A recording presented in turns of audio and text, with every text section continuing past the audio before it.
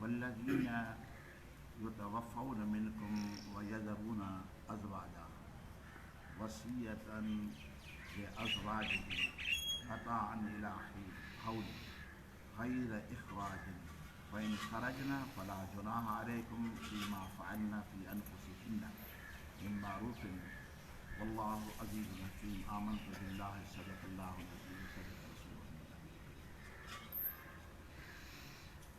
अल्लाह ताला जी ज़ाते बाबरकात जो इरशाद आहे त जेके शख़्स वफ़ात करे था वञनि तव्हां खां ऐं घर वारियूं छॾनि था त वसियत आहे वास्ते उन्हनि जे सामान ताईं साल जे सिवा कढण जे पोइ जेकॾहिं निकिरनि त पोइ नाहे गुनाह मथे तव्हांजो मुंहिंजो निश्चय जो कनि पंहिंजी जाननि जे अंदरि भलाई खां।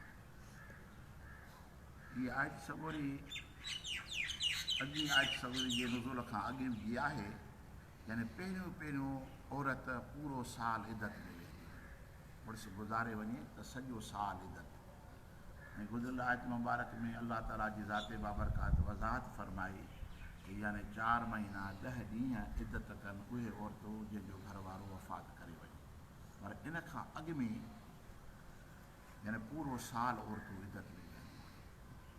पोइ अल्लाह ताला हुन पहिरीं आयत खे नाज़िल फरमायो, पोइ हिन जो हुकुम मनसूख़ थी वियो।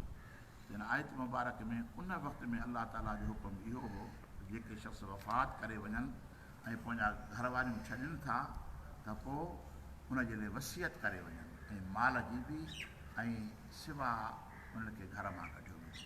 यानी पूरो साल मुड़ुस जे घर में रहंदियूं ऐं उनखे ख़र्च बि मुड़ुस जी मिल्कियत मां ॾिनो वेंदो। अल्लाह ताला जी ज़ाते बाबरकात जॾहिं हुन आयत मुबारक खे नाज़िल फरमायो 4 महीना 10 ॾींहं त पोइ हिन हुकुम खे अल्लाह ताला जी ज़ाते बाबर मनसूख़ फरमायो। फरमाए त फ़इन ख़रजन फ़ला जुनाह अलैकुम फ़ीमा फ़अल्न फ़ी अनफ़ुसिहिन्न मिन मारूफ़िन, जेकॾहिं औरत पंहिंजो पाण निकिरी वञे पंहिंजी शादी करे त तव्हांजे मथां हुनजी ज़बरदस्ती न आहे, इहा उन में रियात हुई।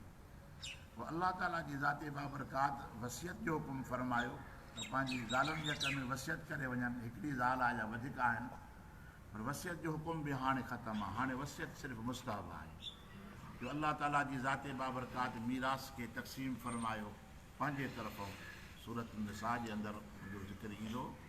पोइ जॾहिं मीरास हुजे तक़सीम जो हुकुम अल्लाह ताला फरमाए त वसियत मनसूख़ थी। हाणे मुस्तहब आहे जेकॾहिं केरु पंहिंजे पोयनि जे लिए का वसियत करे, बाक़ी वसियत फ़र्ज़ न आहे। वलिल मुतल्लिक़ात मताउन बिल मारूफ़ हक़्क़न अलल मुत्तक़ीन, तलाक ॾिनल औरतुनि जे वास्ते सामान आहे भलाई सां, इहो हक़ आहे मुत्तक़ीन जे मथां। वल्लाहु अज़ीज़ुन हकीम मथां फरमाई अॻिते फरमाए त कज़ालिक युबय्यिनु अल्लाहु लकुम आयातिही लअल्लकुम ताक़िलून, ऐं अहिड़ी तरह सां अल्लाह ताला पंहिंजी आयतुनि खे बयानु फरमाए थो तांजो तव्हां सम्झो। यानी को बि पंहिंजे तख़मीने ऐं पंहिंजे अंदाज़े सां माण्हुनि खे मसइला न ॿुधाए पंहिंजे तरफ़ां, बल्कि अल्लाह ताला जी ज़ाते बाबरकात फर्ज़ तव्हांजे घरूली मसाइल जे अंदरि ख़ुदा ताला जी ज़ाते बाबरकात तव्हांजी रहनुमाई फरमाए थो, पंहिंजे अमुर खे जारी फरमाए थो पियो। या त महबूब करीम सल्लल्लाहु अलैहि वसल्लम जे हदीस पाक मां वरितो वेंदो, जेके अहकाम हदीस में हूंदा उनजे मथां अमल कयो। अॻिते हिकिड़ो वाक़ियो अचे थो पियो, उहो आहे अलम तर इलल्लज़ीन ख़रजू मिन दियारिहिम वहुम उलूफ़ुन हज़रल मौत फ़क़ाल लहुमुल्लाहु मूतू सुम्मा अहयाहुम इन्नल्लाह लज़ू फ़ज़लिन अलन्नास वलाकिन अक्सरन्नास ला यशकुरून।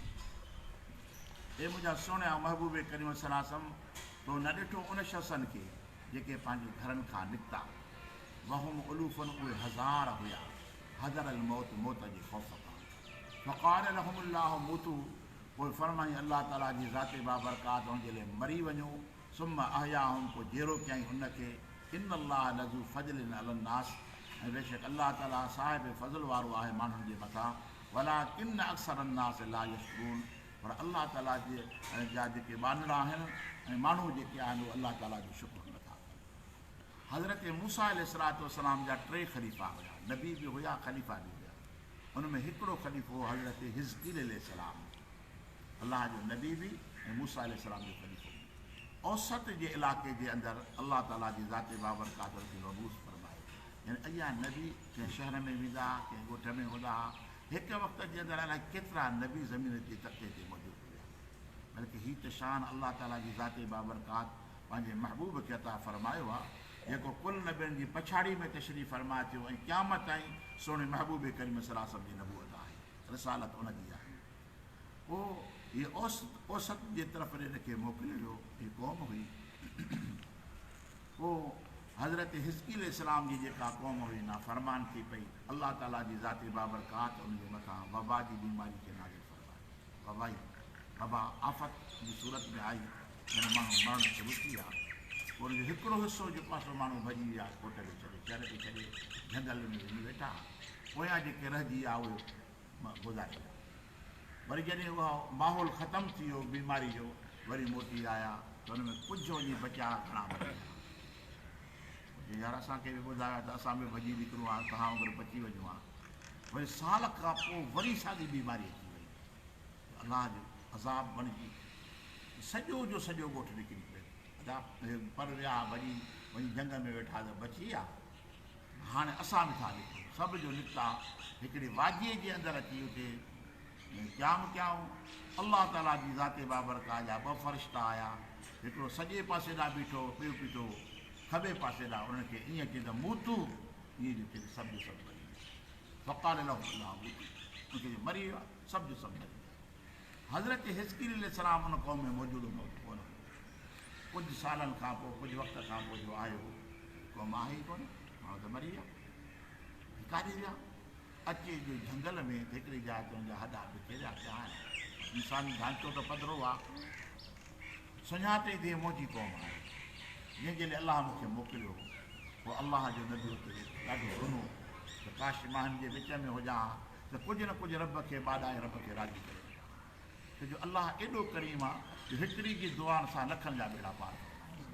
हिकिड़ो त हुजे न रोअण वारो, सभु न आहिनि त कुझु को त हुजे न जेको रब खे ॿाॾाइण वारो हुजे, छो हीअ दुनिया आबाद अलाह जे ज़ाकिरीन सां आहे, अलाह खे यादि करण वारनि सां आहे। हीअ सॼी दुनिया सुठी पई आहे, जाॻण वारा बि त आहिनि न, जेके सुबुह जो उथी अलाह जी इबादत कनि था, रब खे यादि कनि था, सजदा कनि था। पोइ मुमकिन आहे त इन साजिदीन जे करे अलाह ताला हुननि जे मथां बि रहम कंदा। पोइ अलाह जो नबी हुन जॻह ते ॾाढो रुनो त काश मां तव्हांजे विच में हुजां त ईअं न थिए हा। पोइ अलाह जी बारगाह में अर्ज़ु कयो त मौला जंहिं क़ौम ॾे जो तो मूंखे मोकिलियो उहा त वफ़ात करे ॾियो, हाणे मां छा कयां? पोइ अलाह जी बारगाह में हुन दुआ घुरी। अलाह ताला जी ज़ाते बाबरकात पंहिंजे नबी खे फरमाए त तूं चइनि तुंहिंजे हुकुम सां उथी पवंदा।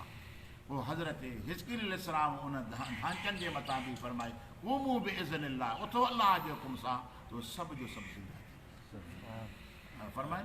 अलाह ताला क़ुरान पाक में फरमाए वहुम उलूफ़ुन, सव न बल्कि हज़ार हुया, हज़ार हुया। किन लिखियो आहे त 40,000 आहे, किन लिखियो आहे त 70,000। उहा क़ौम हुई जेका मरी चुका अलाह जे नबी जे सॾ सां, अलाह जे नबी जी दुआ सां वरी ज़िंदा थी। हिकिड़ो वाक़ियो जेको बकर जी तव्हांजे ख़िदमत में मां हाज़िर कयो, गऊं वारो किसो तव्हां पढ़ियो त अलाह ताला असबाब बणाईंदो आहे ज़िंदा करण जे वास्ते, सबबु थींदा। हाणे इहा ज़िंदगी कहिड़ी आहे, छा चइबी हिनखे? ॾिसो त मौत त हिकिड़ो आहे न। हाणे उहे वरी ज़िंदा थिया, वरी केतिरे ज़माने ताईं उहे दुनिया जे तख़्ते ते रहिया, वरी उन्हनि जे मथां मौत आहे, पोइ वरी वफ़ात करे विया। छो अलाह ताला जी महबूब के सलासम जी हदीस मुबारक आहे त अलाह ताला कंहिंजे मथां ॿिनि मौतनि खे न मोकिलींदो आहे। हिते त ॿ मौत साबित कनि था पिया। उलमा इकराम फरमाइनि त हिकिड़ो मौत क़ज़ाई हूंदो आहे, क़ज़ा सां ईंदो आहे, ॿियो वरी आफ़ती मौत हूंदो आहे।